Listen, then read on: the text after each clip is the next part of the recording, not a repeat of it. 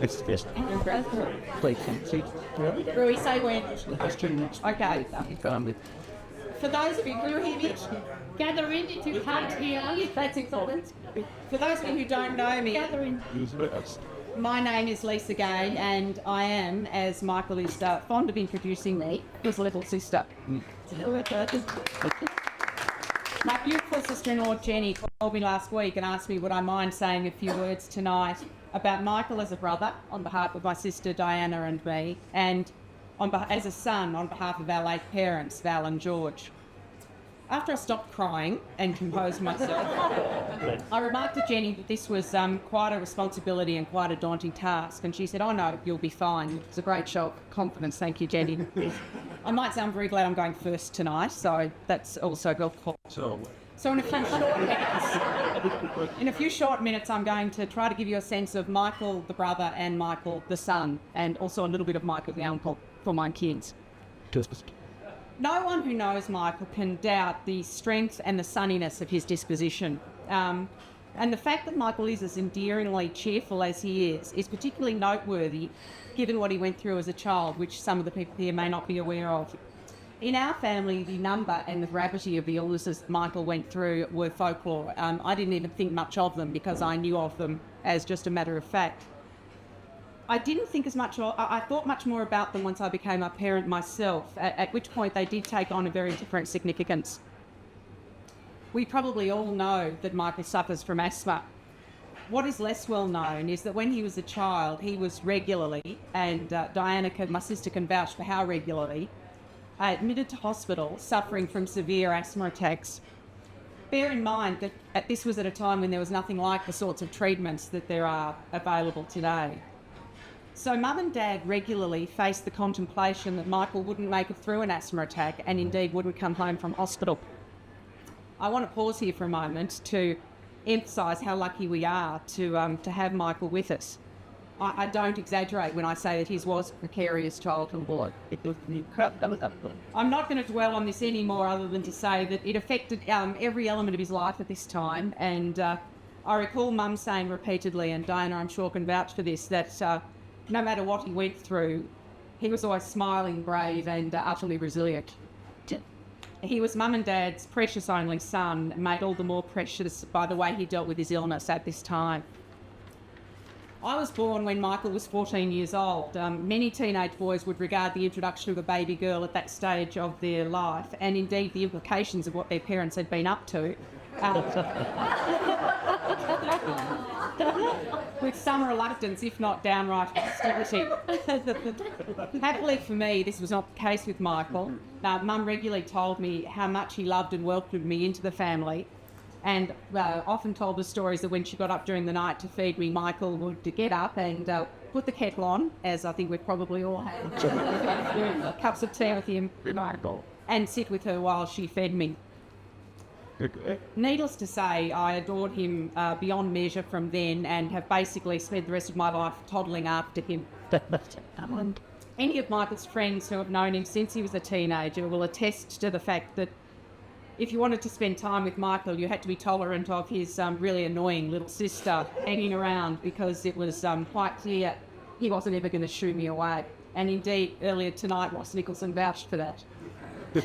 Of course, having an adoring mimic had its advantages as well for Michael, particularly when he would set me up to look up from my breakfast cereal as a 7-year-old and inform Dad calmly that he was a bourgeois imperial fascist.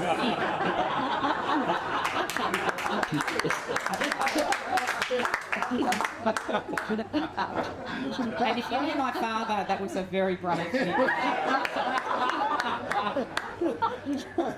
I want to give a couple of examples about how special Michael is as a brother. When I was a little girl, I was mad about ponies, as so many little girls are. And when I was 9 years old on Christmas Day, after all the presents had been opened, Michael said to me, he was 22 or 23, I was 9, numbers are not my strength.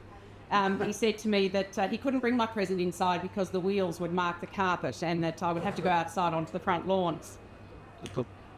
When I went outside on the front lawn was a beautiful fat black pony, and I don't believe any brother has ever given any sister a better present than I got that day. Thing. And to this day, when I'm saddling up my horses to go for a ride, I think of Michael and I think of the amazing, generous and indeed enduring present that he gave me that day.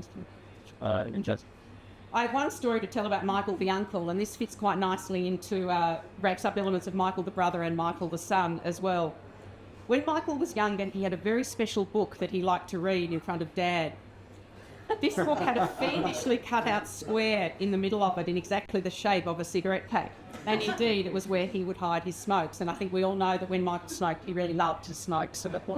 And he would sit, nothing would give him more pleasure than to sit in front of Dad with this book open, saying, "Gee, this is a fantastic read."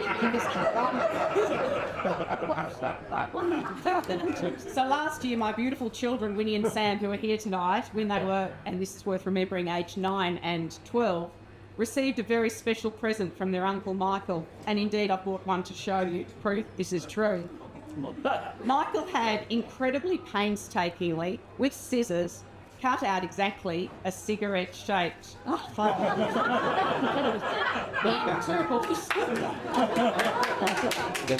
and presented them to my children. The names are memorable also. For Winnie, the book was called The Tragic Empress, Intimate Conversations with the Empress Eugenie. And for Sam, the book, which is the one I've got here, was The Great Problems of British Statesmanship. There's no doubt in my mind who's derived the greatest pleasure from this. Undoubtedly, my kids have enjoyed hiding things in them and showing their friends. But the picture of Michael giggling stupidly to himself while he cut the pages out of this book brings a smile to my face. It also links, the fabulous titles are indeed fabulous, and I think they link, as they do, one of Michael's many obsessions. And when I was thinking about Michael's many obsessions, I thought, well, it's not eBay, it's not YouTube, it's not Gladstone, it's not postage stamps, it's not Mississippi John Hurt, it's not the Crimean War, it's not Monte Carlo biscuits, not Dill Martini, all of which are things I'm sure we've all heard about from Michael over the years, but indeed it is British imperialism, which is one of his clear obsessions. Michael and I work across the road from each other in town, and we have for many years, so we lunch together very regularly. And until a few years ago, our rules were that we were not allowed to spend more than $5 on our main course at lunchtime. This has now been extended to $9.95 because of the natural forces of the economy. I also had to introduce a requirement that I could chew with confidence, because Michael was absolutely prepared to forego quality for the sake of the $5. So chewing with quality became very important. One of our absolute favourite restaurants, and I'm sure you can imagine this, is a little place in Chinatown called Chairman Mao's. And we go there and we order listen to me here, we order the beef in Blackburn sauce, which is actually... Needless to say, we often cannot order it because we're giggling so hard. Which brings me to my last point on Michael. Anyone who spends time with Michael knows that not being able to speak properly because you're giggling so hard is one of the great pleasures of being with him. I can say without any hesitation at all that he is the funniest person I know. He lights up any room that he's in, and he's the dearest person to so many of us.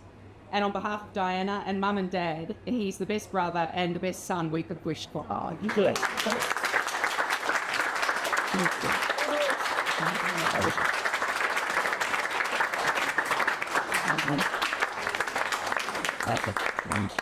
Now it's time to hear from Couple Grove.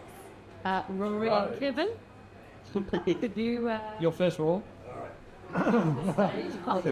Joey. Just wait, sister. Kevin, you know the top box before.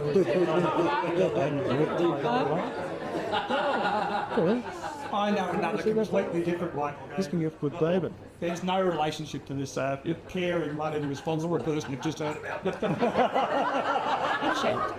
I've known him 41 years and he's done some terrible things. For example, on my wedding day, in whenever it was, 1970, we're standing in the vestibule of St John's Church in Toorak, and the bride has not yet arrived, fashionably late, and Michael says, "Quick, we've still got time to get out of here." Let's head down to Toorak pub and forget all about it.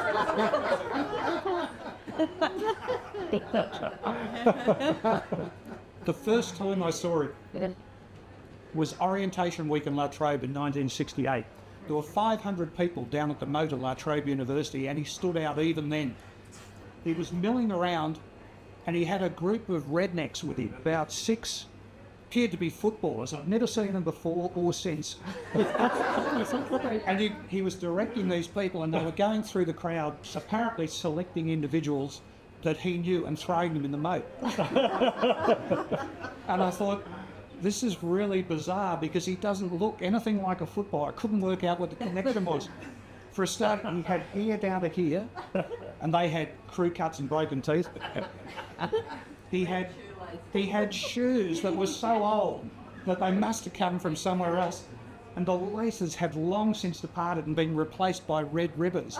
And it seemed to be making a statement, but I couldn't work out what the statement might be. And then when you got used to the laces, the pants were like 6 inches too long, and so they'd been rolled up, and the cuffs had been rolled up and up and up.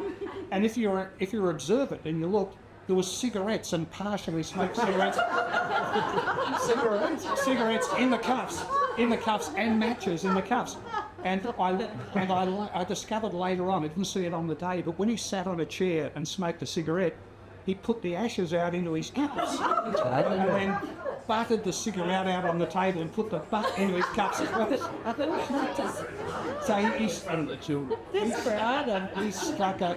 he was a sinister figure, and I couldn't quite work out what the relationship between him and these footballers was. I thought, well, there must be some strange power he's got over them, and I resolved to avoid him from then on.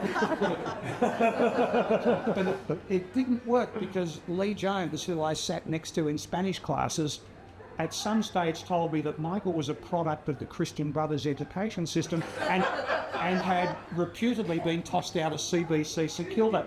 And this was strangely reassuring that I'd been tossed out of the Christian Brothers in Ballarat. I felt there was a commonality of experience, the sort that you might have if you'd been, say, in adjacent prison cells, in a Russian gulag. So he didn't go to CBC, is that correct? So it was obviously a wrong story. Ling obviously misled him.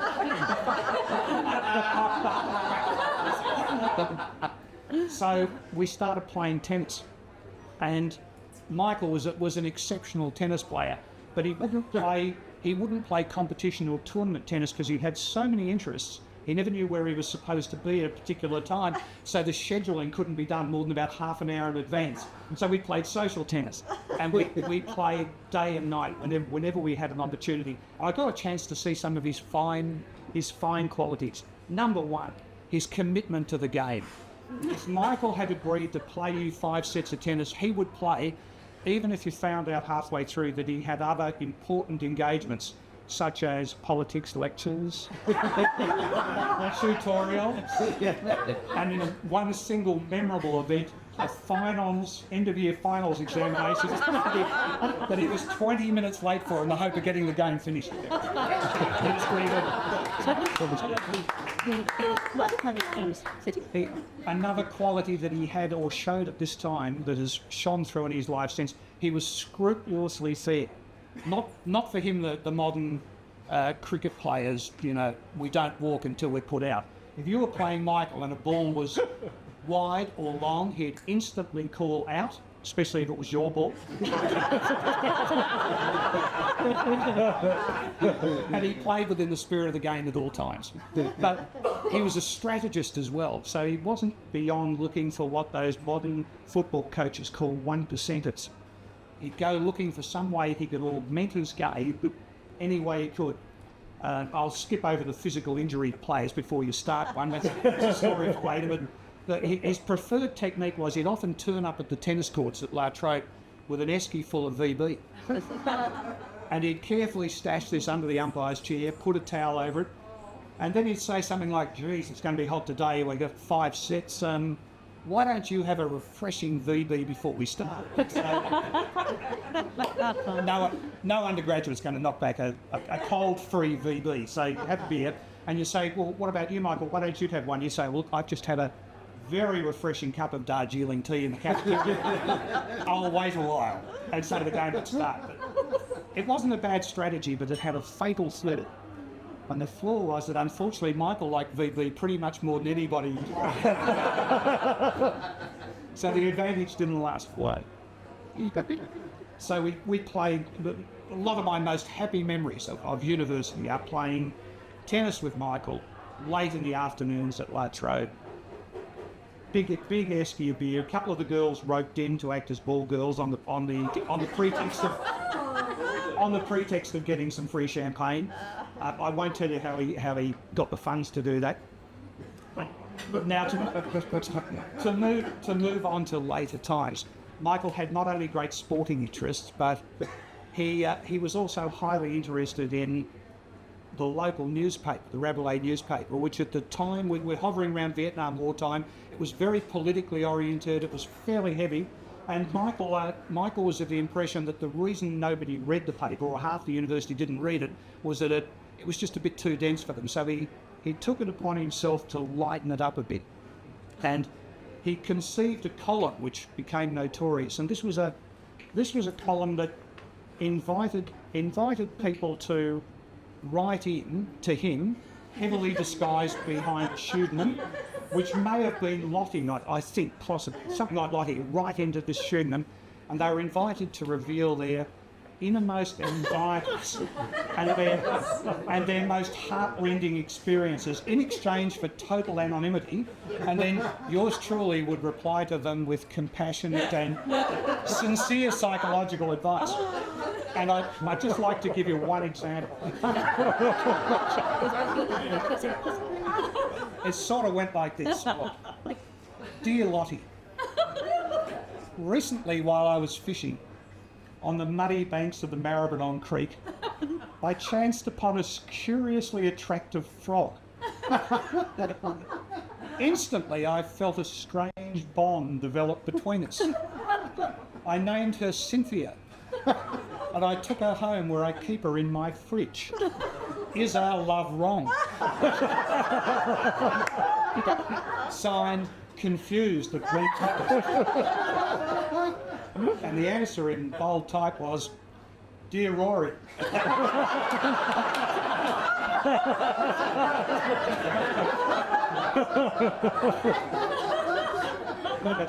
Tell your parents and go immediately with them to the police. Society deals harshly with psychopaths.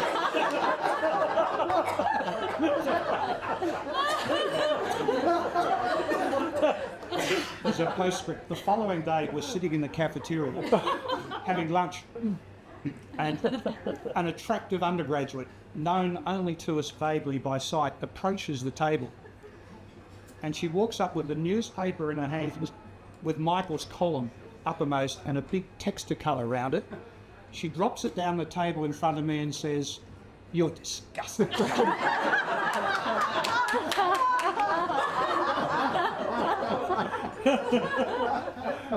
Now, a good friend, you would think, would leap to his feet, make a full confession, introduce us and create some social opportunity. You think he did that? He just sat there grinning like a Cheshire cat. He was delighted, A, that someone had read his column and that he'd got such a visceral reaction to it. So, we time to get something going up, show on, but I would just like to say, and finishing up, Michael, from those early exploits, I never thought you'd make it to 25, let alone 60. For those of us who have already passed that milestone, welcome to the 60 Club. And we look forward to maybe seeing you in another decade while you meet the 70 Club.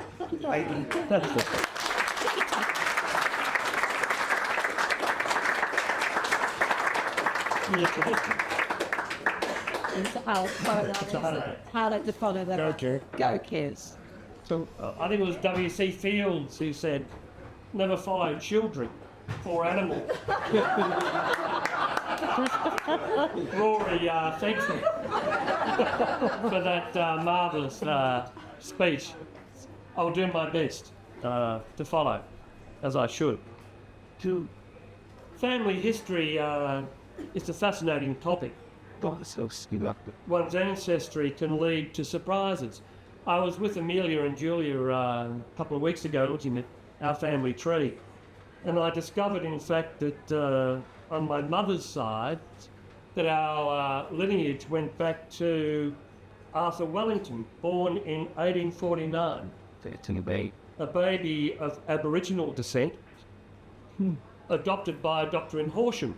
And for those who know me well, that might be a surprise where I've come from and where I am now, but where I was 2 years ago. But fascinating where we come from and where it leads. Many of you will know that Michael's dad, George Gay, who I had many coffees with in Malvern. In those days, we used to study hard and long at night. That was hard. Remember that? And for some reason, I discovered myself on the floor at the Gay house. And George would come in at about 7 o'clock in the morning with a big urn of black coffee, or say, "Get this into you, boy. You'll enjoy it." But George Gay, God bless him, was American. And many of you don't know this, but in fact, when we were out at South Moraine many years ago, sitting around the table, studying, the books were open, we were getting ready for that tutorial and exam the next day. Michael told me in confidence that he could actually trace his lineage back to America, the Eastern Seaboard. Maybe I'd been studying the Vic for too long, but I think there were some words about Cherokee. Cherokee Indian tribes. Now, Michael really talks about that or acknowledges that that was the case. And I only found out after all those hard nights and days out South Moraine. Carrying those books back to the library and having crumpets. At the Agora, the crumpets were at the Agora, with honey and tea. And so, when Michael told me that, I thought, well, what a quirky, unusual background he had. But then I thought, after the years, as you get older, you do think and reflect, and I thought, well, maybe there's something about that Cherokee background that I never really understood or appreciated. And then suddenly it was revealed. Casino.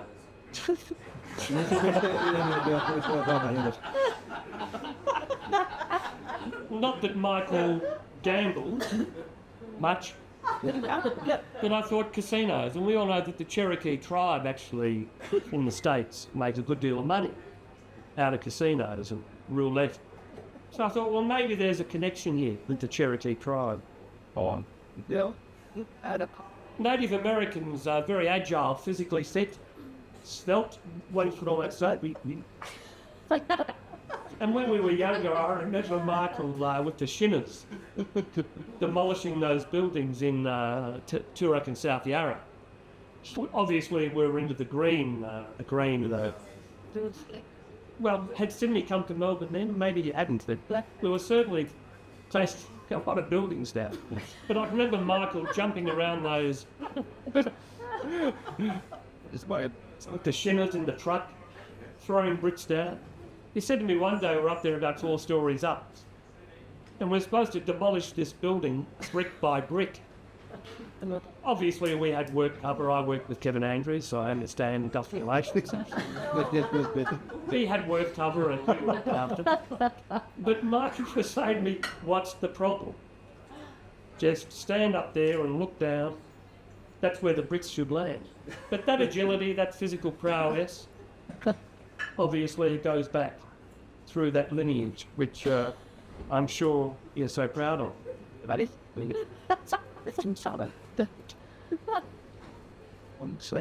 Native Americans have a strong kinship group, are loyal to those who are part of the tribe. And certainly Michael, out of most people I know, is a very committed person in terms of friendship. And once you know that he calls you a friend, it's there forever.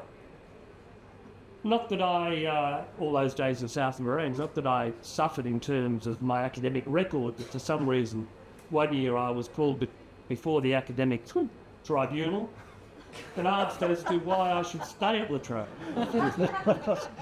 I thought the hockey, the Shearers, the Summerhill didn't really cut the mustard. I found out a year or two later, in fact, that Michael had gone to Constraint.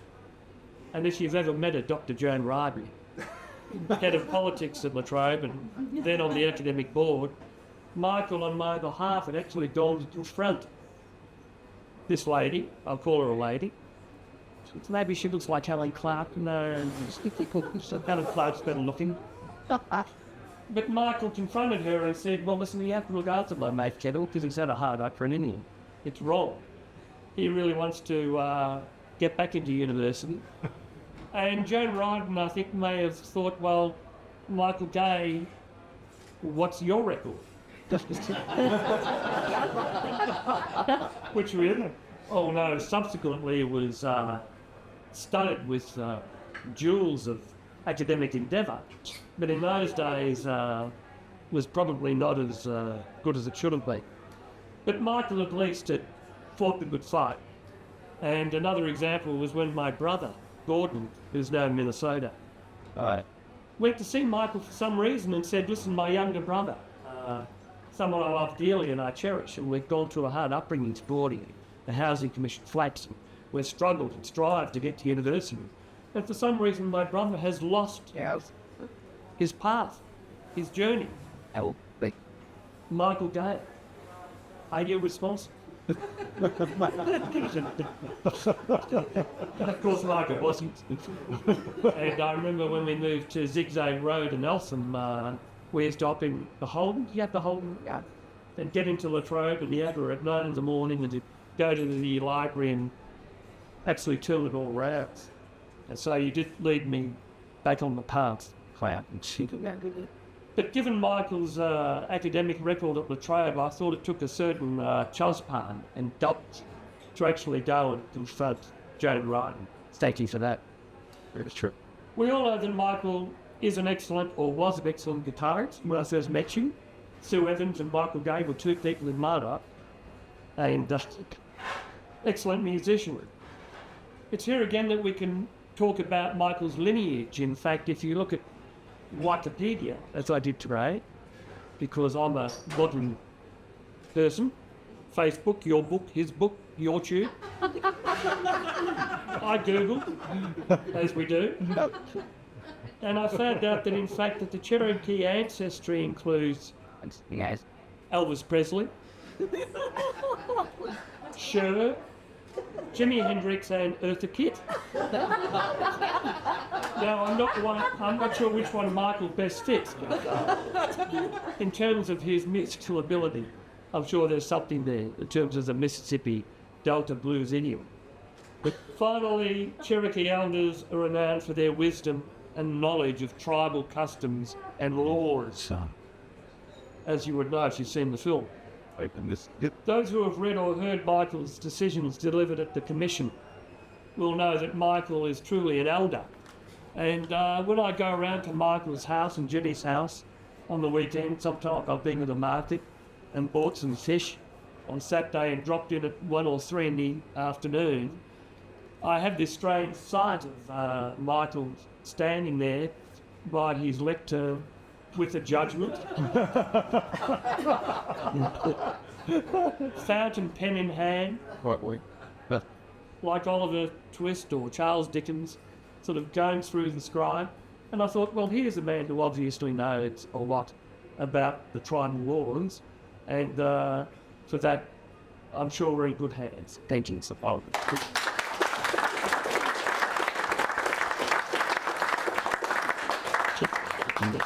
That's not Emma's turn. I'm just And yeah, interesting. So I'm not used to speaking in front of large groups of people, so just be with some good people too. But okay, I'd like to welcome everyone tonight, and thank you very much for coming. It's great to see you all here tonight. As we've already heard, Lisa, Rory and Kelly, and we'll hear from Jeff Young and Jeff Judith. There have been so many stages in Dad's life, Tonight I will be speaking briefly about Dad from our family's perspective. Dad first met Mum in February 1968 when he was a 20-year-old La Trobe University student and Mum was an 18-year-old working at the Students' Representative Council. Mum vividly recalls their first meeting. Working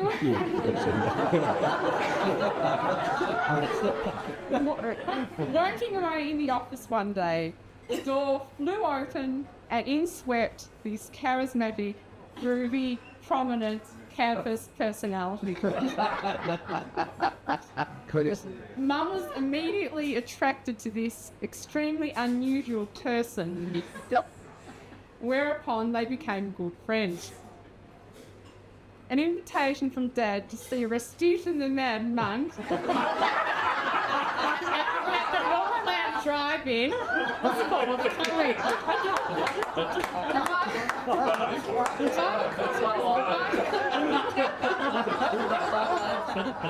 Mum couldn't resist such an offer, and the rest is history.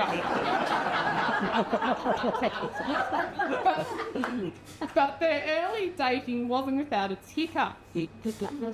My grandfather's concern for his daughter was palpable as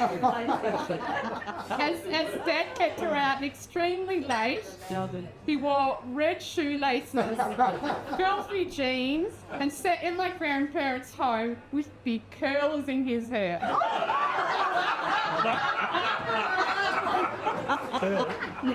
However, Nanny and Pa, ever so gracious, see his good points. So Mum and Dad were married on 29th of January 1972. Dad had turned he was 24 and Mum was 21. Lucky they were so short.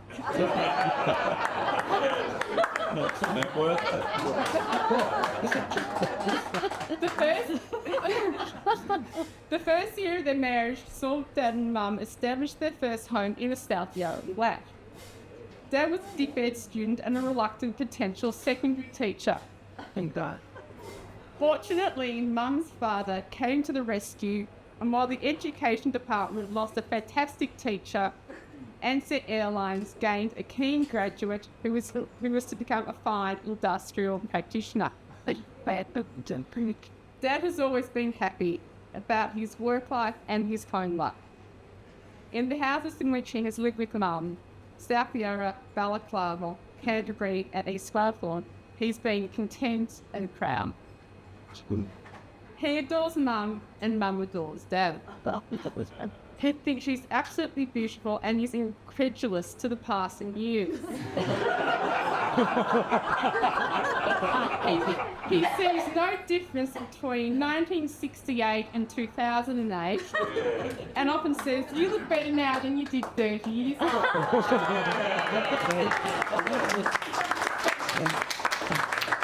That's blind love for you. As we've heard from Rory and Kevin, Dad certainly had a colourful past before Sophie and I came along. His two perfect daughters. As young girls, we would delight in hearing censored snippets of Dad the cool hippie, anti-war revolutionary, pole-sitting protester. A character who has since, over time, mellowed to become the respectable jurist who sits rather nervously before us tonight.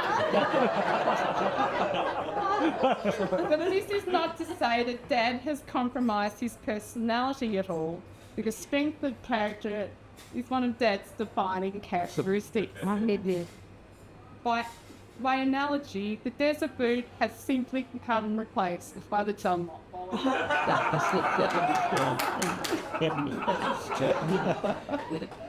The quirks of Dad are endless, as you all know, but even begin at the most rudimentary level. Who is Dad? Every few months, there is a reincarnation. And asked by Dad, the now familiar proclamation, "I have changed my name. From now on, Please refer to me as Umsilikazi. VVS Laxman. Chris Wallace Crab. And Tensinade. Of course, we can't forget the seemingly endless whistling and singing of tunes such as I beg your pardon. I promise you a rose. And his personal favourite, Annette Funicello's Pal Pal He's Night Owl.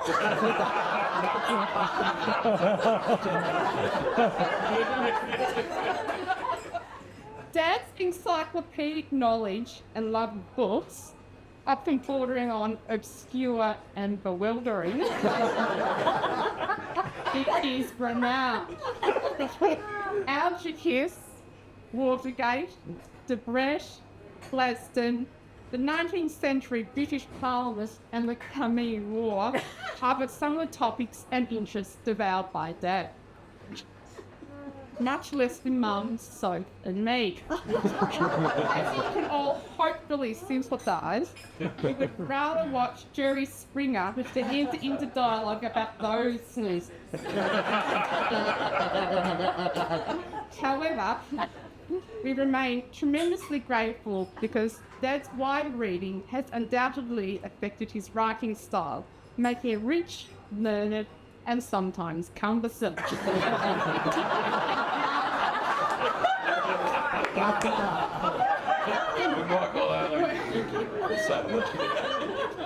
When Dad would proofread our essays, he would like to give the essays a quick swish, as he would say.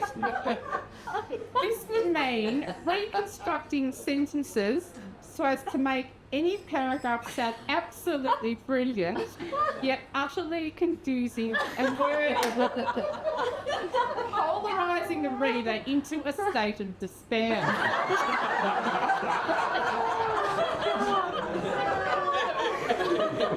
The plain language revolution that has swept contemporary writing will never conquer Dad. His fountain pen will never be replaced by the biro.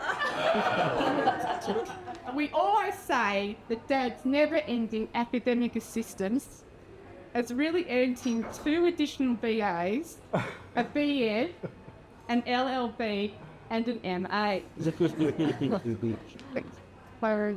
One of Dad's finest attributes, I think this is better, would be one of his strongest characteristics, is his selflessness.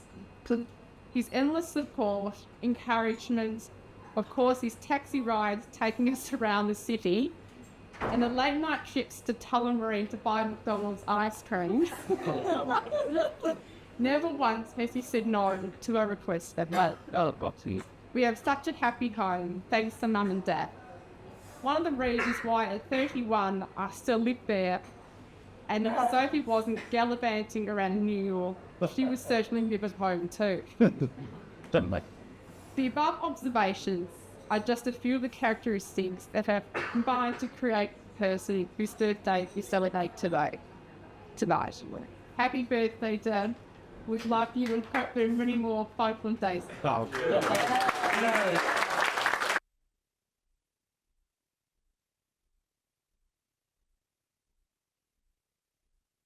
I was about 14 years old. And I got to tell you right now, I have one thing to say. Michael is the most genuine human being I have ever met in my entire life. Crazy. Happy birthday, Michael.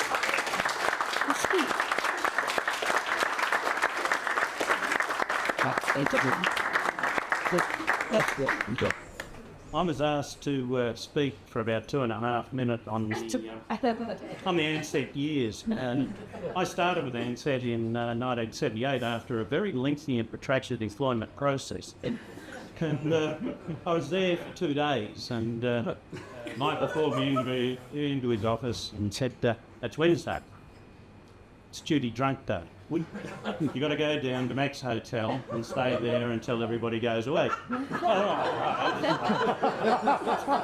I went down there at about 4 o'clock. I come back to the office. And Michael then says, well, you put in a good day's work. Listen, on Wednesdays we also finish early, so we'll just pop down for a couple of after-work trips. And so it was this unique function. We go to every Wednesday and Friday at Max Hotel. We've heard a lot of Michael's skills, and one of them was certainly innovation. There was a time when one of our traditional blue-collar unions was turning professional, and they were ignoring the advice of the union's industrial staff, and the federal executive took over the control of the union. It was a really, really difficult time of a very powerful union, out of control and run by a wide group of people. And to Michael's credit, he developed a friendship with every one of the people on that executive. On the pure basis that if there was a punch coming our way, the true friends would tell you before it came.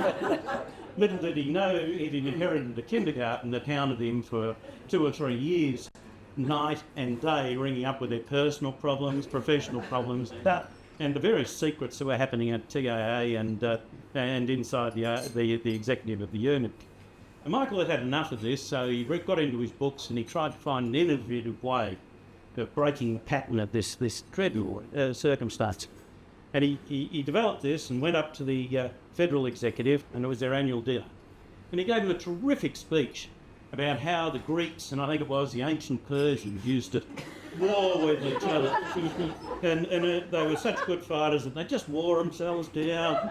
And they created this thing called the olive branch, which they'd give to each side and say, look, had enough. Let's just retire for a while, build up our muscles, now belt the shit out of each other some other time. And Michael said, I've created this union olive branch. And it was a bit of old prunus that he'd found mounted on a really heavy block, and it was beautifully sealed and clasped.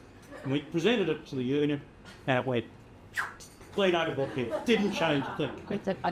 But it did have one major benefit. The union was so prized by Michael's friendship and this gift that it was stuck up on the wall over a doorway at the union offices.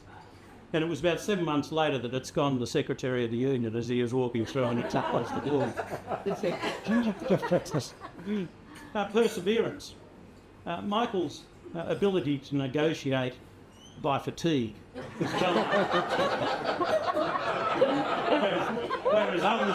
Whereas others are looking for a beer or a feed, Michael always had a supply of biscuits or a jug around the corner so he could get a cup of tea. Whole negotiations ended favourably from the simple point of view that we just had to go up. But I saw his perseverance work in a unique way one day in Sydney. The Transport Workers Union New South Wales branch was acting as a renegade union at that time. We were deeply involved in some negotiations. We delivered our message, and we discovered that they were looking for us. So Michael and I hiked out to Melbourne Airport, and we were hiding in a back room. And that was Dick Carter's old office, bookcases, desk, highly polished linoleum floor. Michael had to get a message to Graham McMahon, so he's sitting there on the phone, and he's tilting back on this caster chair in the middle of this conversation, and the chair took off. And Michael, not to be outdone, is continuing the conversation. His legs are going like blazes around this chair, and all he's doing is he's succeeding in building up velocity. And about the third time round the office, he's still talking to Graham McMahon, but a bit of stress is coming into his voice. We went into the bookcase, overturned the desk, crashed onto the ground. Graham McMahon thought we'd been raided by the union. He said, what the hell's going on? Michael said, we're just going to continue this conversation from the floor.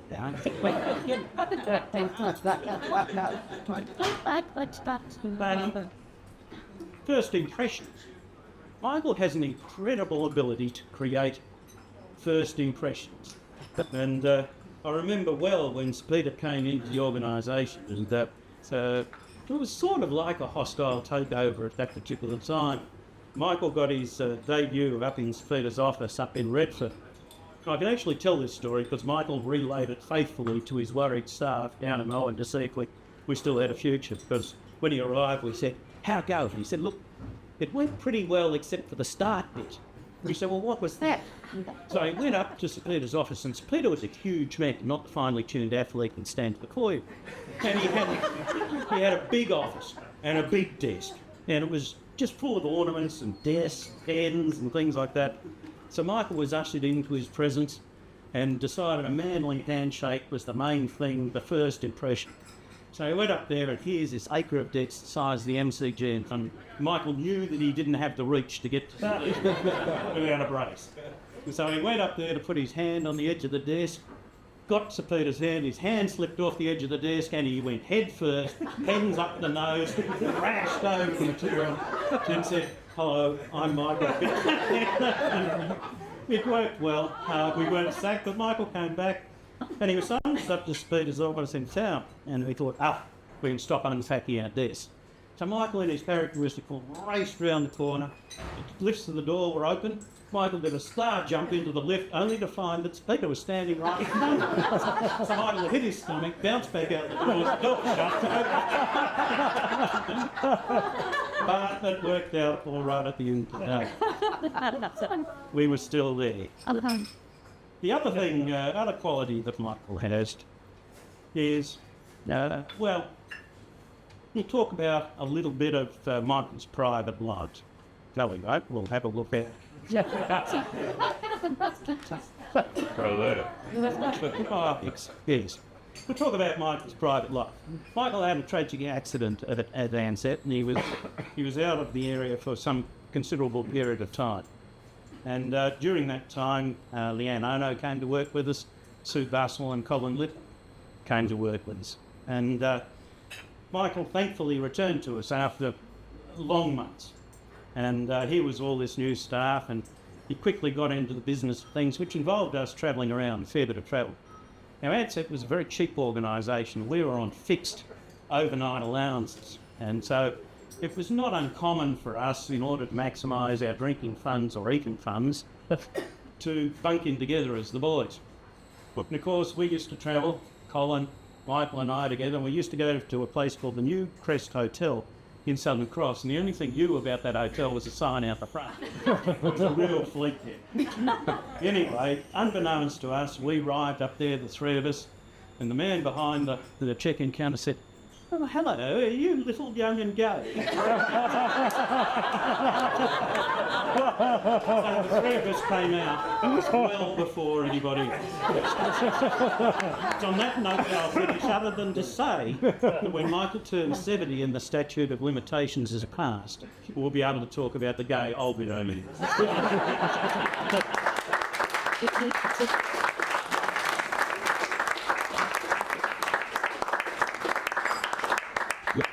Yes, done. It's Wesley shot for you. Did it. Unfortunately. And got us home. Fantastic. Jeb is now saying it words. I got a bum steer. I thought we were talking about Michael Gay tonight.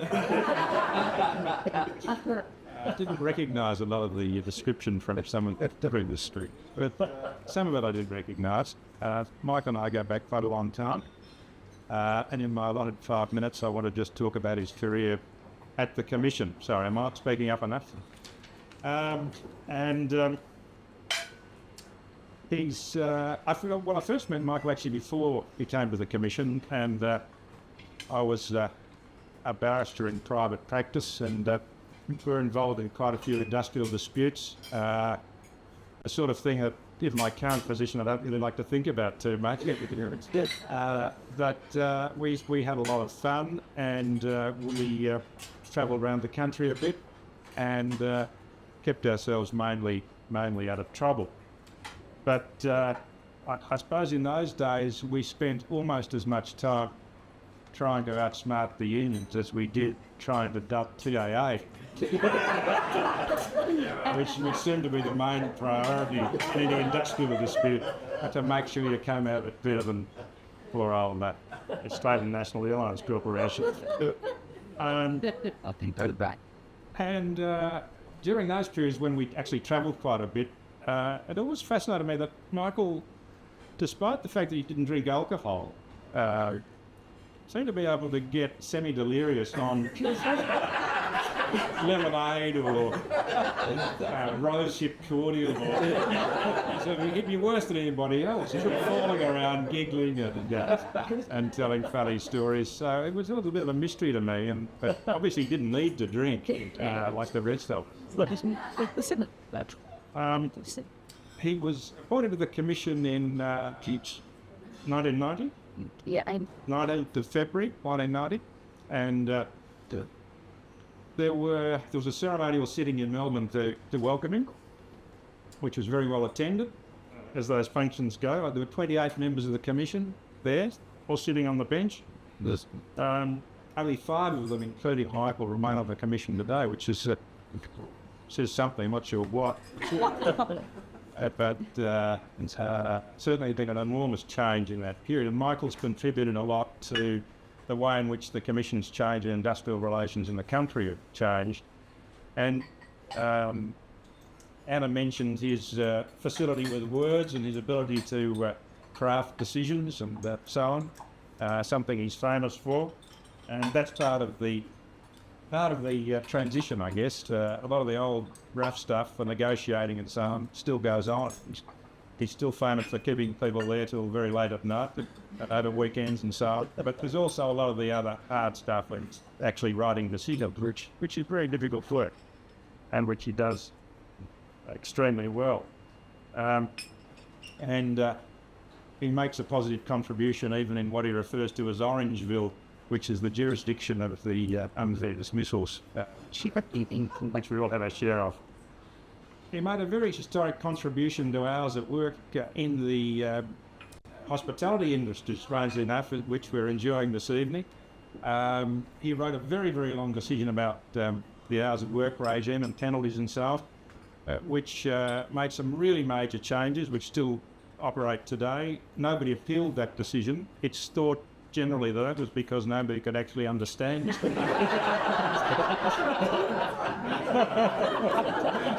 Nobody was prepared to say what it actually meant.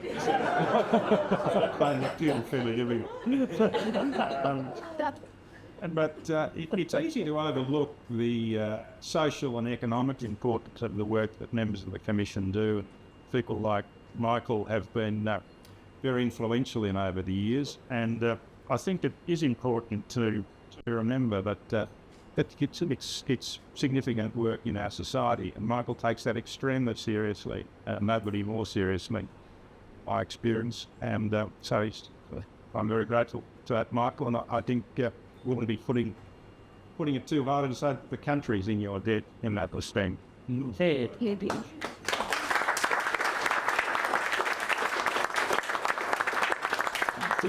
He's also done an enormous amount as a member of the Commission for the Commission itself. He's been active in the professional development area, training opportunities and so on, planning annual conferences, and he's been very important in the preservation of the history of the Commission over the last 100 years or so through his work on the Archives Committee, which I'm also very grateful for. He's also recently done quite a lot internationally. Some people know he's done a lot in Cambodia, and he recently addressed the Cambodian Parliament. Nobody knows what he said. There doesn't seem to be any record of his address to the Cambodian Parliament, certainly not in English. Now, he was very well qualified for that role by reason of his dark hair and his stature. Who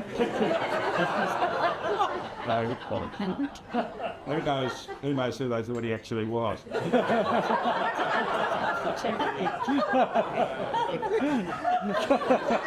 Some of you would know Cambodia is a country which has been very badly economically and in other ways affected in the last 30 or 40 years. That is, it is going through a period of reconstruction. And Michael has made an enormous contribution to the development of the industrial system in that country, and is regularly invited there to talk to people and assist in training, and groups of them come out here, and Michael shows them around and has them for dinner and takes them to Cambodian restaurants. And he's got many stories I'm sure he'll regale you about cuisine in Cambodia, including the pond frogs and spiders and various other things that you can enjoy up there. But again, that's, I think, a dimension of Michael's work that people wouldn't perhaps be aware of, not many people would be aware of, which is a real contribution on behalf of our country to the development of another country in the region. At any event, I've gone beyond my allotted time. Michael, you've been a valued friend and active advisor for a long time now. I'm very grateful to that, and I hope it continues for a long time. And I wish you a very happy birthday and many happy returns. Not only on my own behalf, but the Commission as a whole. Yeah. Look.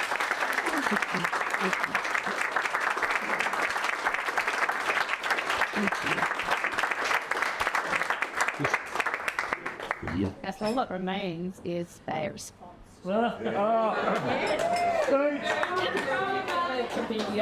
Was first. Oh, it's Here, I still comes me out. Come on. at least about You meant one. Well, this indeed is a very daunting task, but let me first thank you all for coming. It was a great surprise. Everyone's asking how was I surprised? How surprised was I? Doubtful. I was very surprised. I'm still very surprised. I wish I had some paper, a sheet of papers to pull out and come up with some very witty aphorisms or clever things to say, but I'll not just do it on the lab tonight. But I'm very conscious of the people who travel long distances to come tonight. That really is a very touching gesture for you all to come. I'm going to deal with Jennifer and her special role shortly, and Dia and Sophie. I think Sophie is, of course, that's an absent friend who was responsible for cutting out these. These little piece of paper inherited me. Well, now I end up disadvantaged because I attended a surprise birthday party for Jeffrey Judicher only a few weeks ago, and in a way, I wish he wasn't here tonight. After that wonderful near eulogy, of course, it'd be very ungrateful of me to say that, but. I'd like to steal some of his lines, but I can't. First, I should say, though, it becomes clear to me now that I don't know really what's happening around me because I had no idea about the planning and the web of deceit that was being woven. All those devices to me. I was a bit surprised tonight when we were coming along, and I had a new shirt on that Ed had given me this morning, and Jenny saw a T-shirt because of a polo thing, and Jenny said, I think you should change that shirt. And so I couldn't. That was the only thing I must have thought was a bit strange. You were told. Of course I did. What I thought I might do is just perhaps deal with some of the periods quickly in my life, because you've heard so many things. I must say, some of those stories I don't quite recall. I don't remember them in quite that way. Some, but nevertheless, it's always hard to get things exactly right, isn't it? But I will do this quickly. And I'll have to gloss over something because I must say, I'm such an emotional person. I don't want to have to be in a veil of tears before you just really wanted to do any of us any good, and I'll just be a mess. But firstly, I really must address dear Lisa's comments made on their behalf and Diana's behalf. We spoke about our family life and their early life, and it was there were a couple of problems along the way, but it was a great childhood, and you look back and there's no regrets, and I always feel very sorry for other people who don't have all those advantages that we had. So I have to, though, say something. I won't be able to say too much about Mum and Dad. There's not really much point in spending too much time, which was for the reason, the relational reason I've already alluded to. But I haven't really seen Dad as quite this quite the red-blooded Indian chief. And I'm not sure how well he would. But it is true that there is, and I'm very proud of the fact that there is said to have been. It's not something some Cherokee involvement in background. It's not something Dad made a lot of.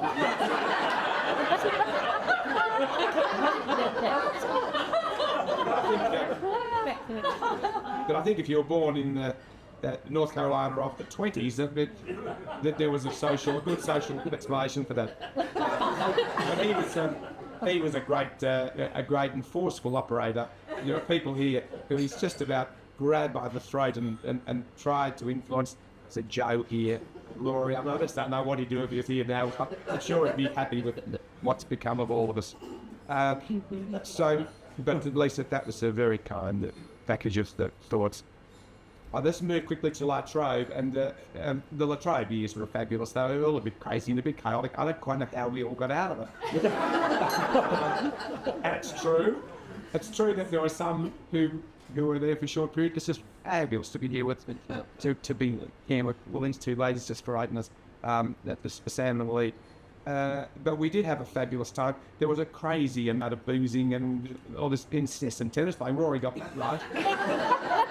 It wasn't very smart because the academics then they didn't come in buses or they said the person was a car park and they'd walk past you. It's a playing college courts and they'd come past. And those who know that don't know this, but we'd be there playing and they'd look and say, well, there's lines to go. And they'd go out later in the day and we'd still be there. I didn't have an esky, but there would be some hours they'd been gone. And it was a great focal point, and we'd have epics and fun there. And unfortunately, our studies did suffer. I've got some brilliant students who didn't play as much tennis, but might achieve some great play. But the La Trobe years were just fabulous.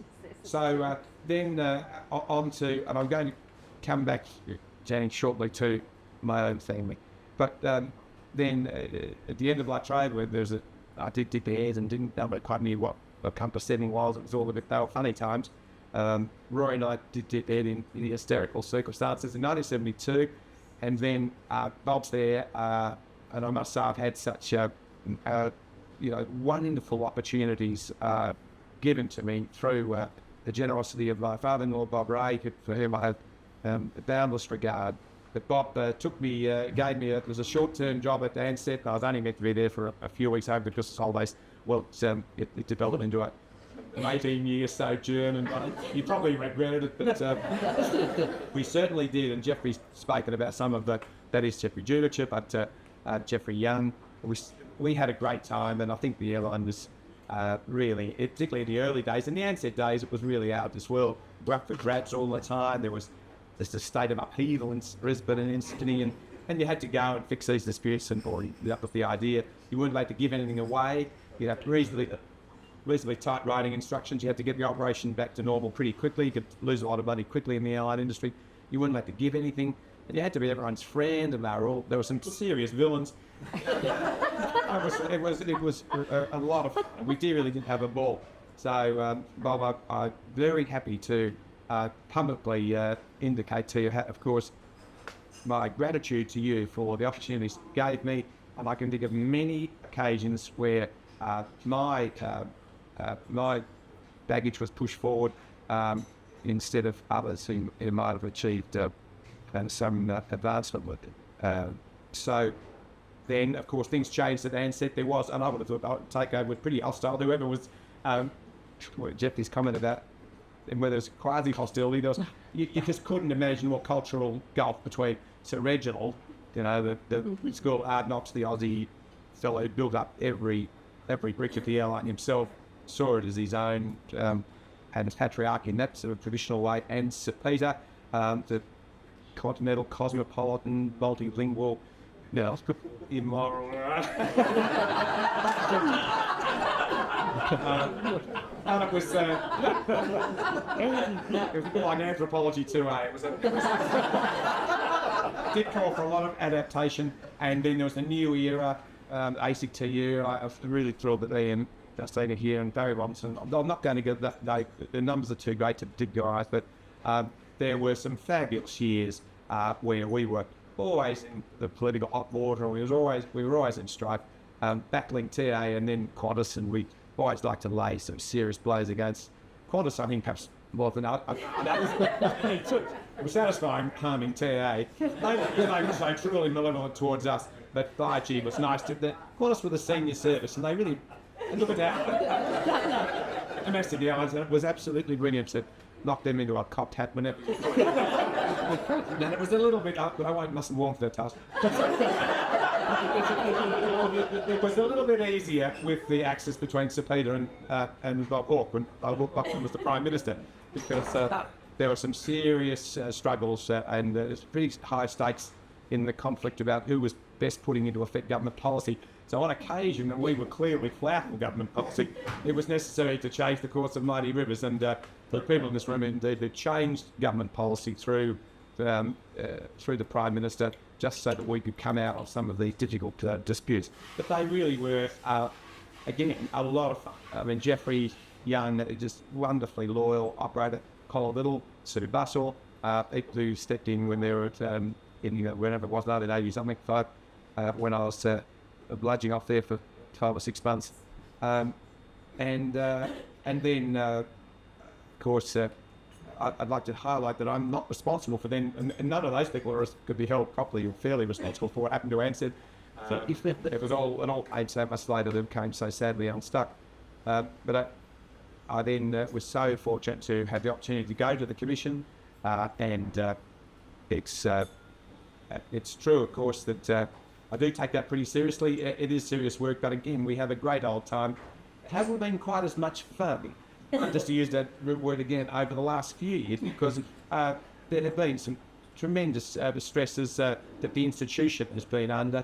Now's not the time to talk about those, but certainly no one under more pressure than Jeff Tudicher. And so if any of us have been able to give him support during what's been a really, I won't say a harrowing period, but a very difficult period. Greg Smith's one of them. Then of course we've been very happy to do it. And we do think that what the work of the Commission in is very important. Fairness at work is really such a vital consideration. So now let me think. And I want to go back because I haven't. I think the oldest friend here is Ross Nicholson, who is at some. He's over there. No. Oh, Ross and I sort of our school years bridged into La Trobe, and there was a lot of singing and a lot of drinking and absolutely appalling behaviour, so which is not going to receive any attention tonight. But you're all over. No. Now, I wouldn't want to finish my comments about the Commission without mentioning Joe, who's came with me from the airline, who's just been a wonderful stalwart colleague, a friend in arms from 86 onwards, and in the Commission in 1990, so I don't know how you put up with it all, Joe, but you've just been a fabulous colleague.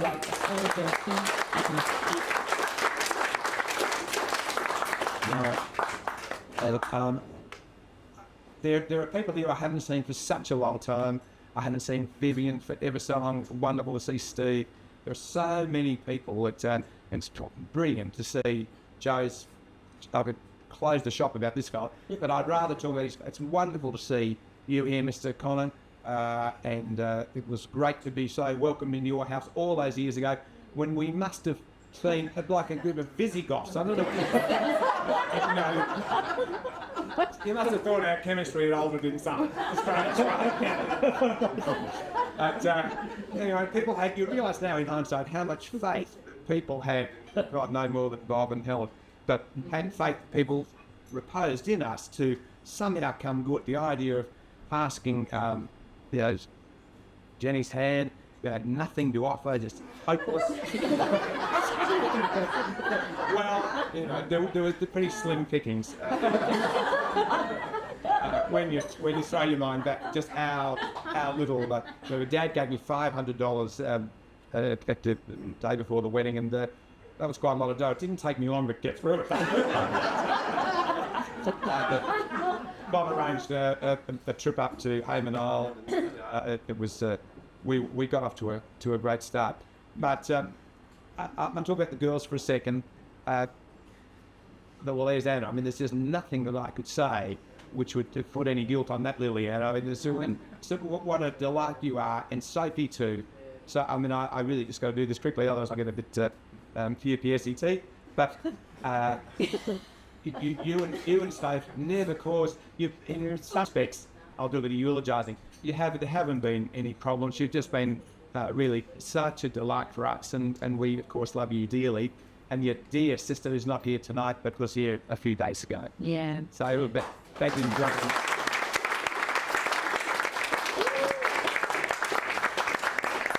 Now, it only remains to speak about the nice deceitful person in the room. Dear Jennifer, well, what can you say? Well, of course, I mean, I really think that we've had such a happy time. There's been, from that pretty austere, difficult beginning, we managed to get along. Not thinking from an economic point of view. With a little bit of a struggle at first, but we did very well. I must say, I've had a wonderful life with you. So even though you've lost your copybook tonight by incredibly intrigued, but it's been I couldn't ask for anything more from you, and I'm very grateful. Tonight, you Well, thank you, Jeff.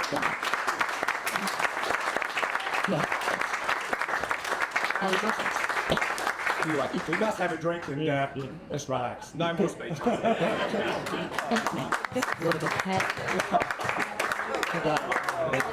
Another one.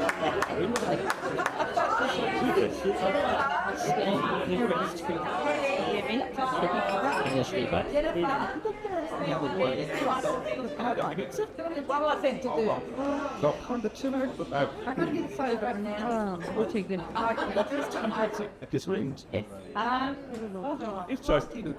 I'm going to ask my father, Bob Ray, to propose a toast to Michael. Yay. While you're calling you guardians, I'm not going to make a speech. I just want to confirm a couple of things. Particularly what Anna said about Michael with his pink shoelaces. Read. They were pink. This the first time I met Michael, was a knock on the door, and I opened the door and I went, my God.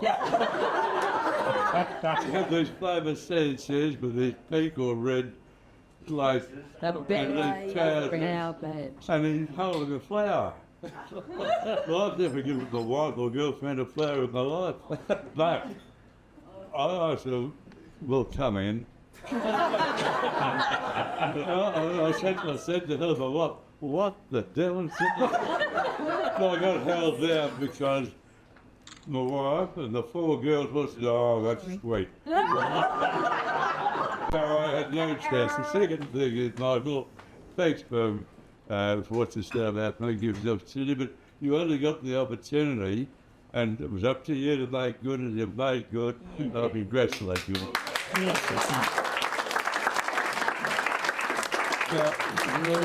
Things about you will drink for the prosperity, health, and the good fortune of my. And what's in India? What is that one? Listen, yes. Do you want to talk about story about? Okay.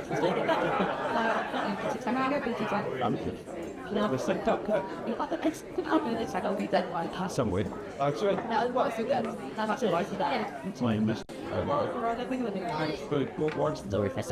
Pretty giant.